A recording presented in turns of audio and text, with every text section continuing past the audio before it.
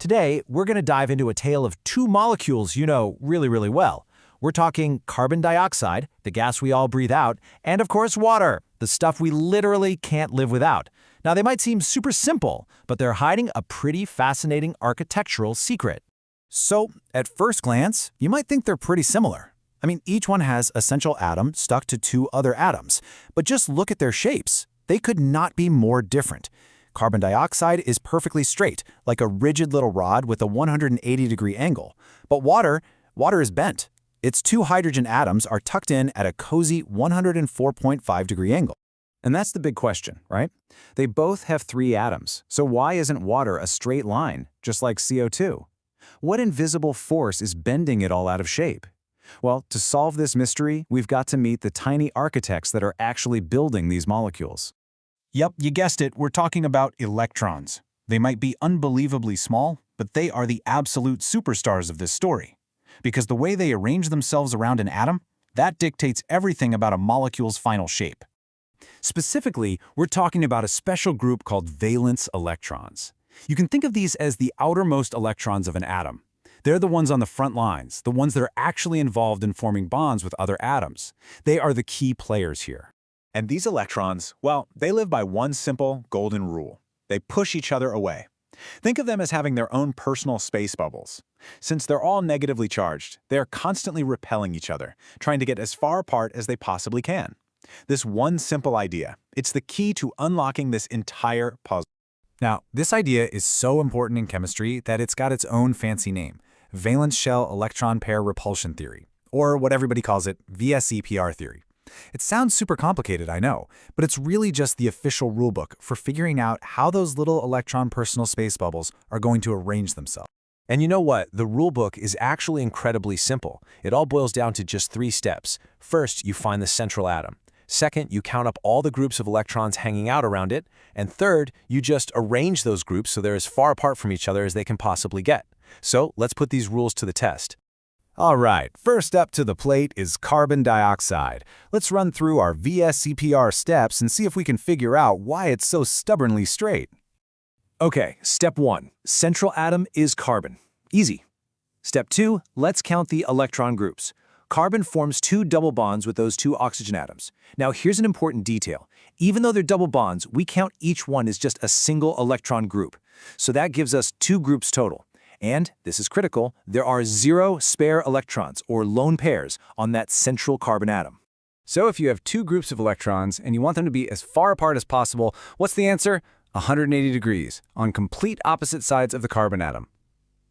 And that's it. That perfectly explains why CO₂ has to be a linear molecule. There is no other arrangement that gives those 2 electron groups more breathing room. Case closed. Okay, that one was pretty straightforward. But now, it's time for our main event, water. If we use the exact same logic, it should also be linear, right? Well, we already know it's not. Water, it seems, is hiding a secret. Let's run the analysis. The central atom is oxygen. It's bonded to 2 hydrogen atoms, so that's 2 bonding electron groups.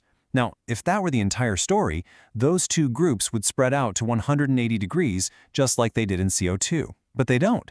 They're all squished together. Something else is in there, pushing them out of the way. And here they are, the invisible culprits, the hidden characters in our little drama, lone pairs of electrons. This is the secret behind water's signature bend. So what in the world are lone pairs? Well, they're basically valence electrons that are just hanging out on the central atom, not participating in a bond. But here's the thing.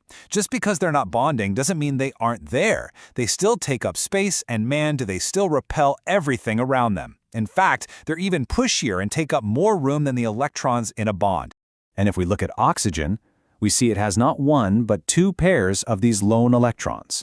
So this is the whole game changer. We don't just have 2 electron groups around that oxygen atom, we actually have 4. 2 are the bonds to hydrogen, and the other 2 are these invisible, super pushy lone pairs. Now, think back to our rule. How do you arrange 4 things in 3D space to be as far apart as possible? Well, you'd arrange them in a shape called a tetrahedron. So these 4 groups, the 2 lone pairs and the 2 hydrogens, are all pointing to the corners of that shape. But since we only see the shape made by the atoms themselves, what we perceive is a bent molecule. Those powerful lone pairs are just pushing the hydrogen bonds down and closer together. So there you have it, side by side. The whole mystery is solved. The difference between carbon dioxide being a straight line and water being bent all comes down to one thing: those two lone pairs on water's central oxygen atom. CO₂ has 2 electron groups and 0 lone pairs. Water has 4 electron groups, 2 of which are lone pairs. That's it. That is the entire reason. So, okay, water is bent. It's a neat little piece of trivia, but why does it actually matter? Well, it turns out that this simple little bend is one of the most important architectural details on our entire planet. It is, and I'm not exaggerating, the reason we are all here. Because water is bent, it has an uneven distribution of its electric charge. The oxygen end of the molecule is a little bit negative, and the hydrogen end is a little bit positive. This makes water what we call a polar molecule. It's basically a tiny little magnet. Now, if water were linear, like CO₂, the charges would cancel each other out and it would be nonpolar. The bend is what gives it its polarity. And because water is polar, it can do the most incredible things. Its tiny magnetic nature allows it to pull apart and dissolve all kinds of things, salts, sugars, you name it, earning it the nickname the universal solvent. It lets water molecules stick to each other through something called hydrogen bonds, which creates stuff like surface tension. This simple bend, all because of 2 hidden lone pairs, is what allows water to support all life as we know it.